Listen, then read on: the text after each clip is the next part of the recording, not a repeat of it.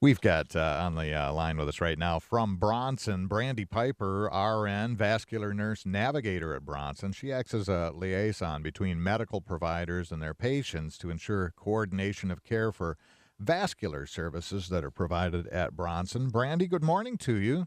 Good morning, Tim. We're here to talk about peripheral artery disease, or PAD, which is easier to say. So, what is PAD? Okay, PAD is a problem that causes poor blood flow to the arms, legs, or feet. It affects 10 million Americans, and it's more common as we get older. So, I imagine symptoms are. Tell us what they are. Yeah, so one of the symptoms is pain or cramping in the hips, legs, thighs, or calves Mm-hmm. during activity that stops with rest. Other symptoms include a feeling of coldness in the legs or feet. Some people will have painful ulcers or foot or toe wounds that heal slowly or not at all. And people that are 50 and older have a higher risk for PAD. How's it diagnosed? PAD is diagnosed. Reviewing your doctor will review your medical history and do a physical exam. Based on that exam, your doctor may order some diagnostic testing, such as an ultrasound or a CT scan. Is this something that just kind of comes with age, or is this actually something that may be genetic or hereditary, a condition that develops? Yeah, that's a good question. So, like I said, people 50 and older have a higher risk for PAD. Mm-hmm. The risk increased if you have a family history of vascular disease, such as PAD, aneurysms, heart attack, or stroke. Also, if you have high blood pressure or high cholesterol, or if you're diabetic. Another big one is if you smoke cigarettes. I was just going to say that's got to exacerbate it. Yeah, absolutely. Yeah.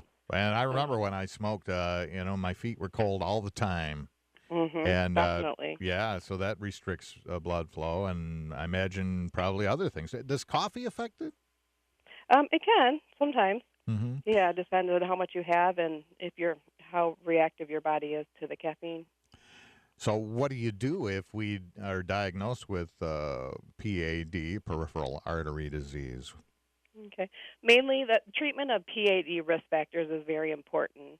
Can include lifestyle changes, medications, or both. Um, to lower your risk, you can be physically active. Make sure you eat a diet low in saturated fat and cholesterol. It's important to control chronic conditions like diabetes or your high blood pressure. A very important one is quitting smoking. Mm-hmm. Yeah, and it's very important to talk to your doctor about this. There are resources out there, nicotine replacement therapies, medications they give you to help get you to stop smoking, and then there's smoking cessation programs that are offered in the area as well. Sounds very treatable. If we think we might be afflicted with something like that, if the symptoms ring a bell, what should we do? Okay, yeah. So the best thing you can do is talk to your primary care about your symptoms right away.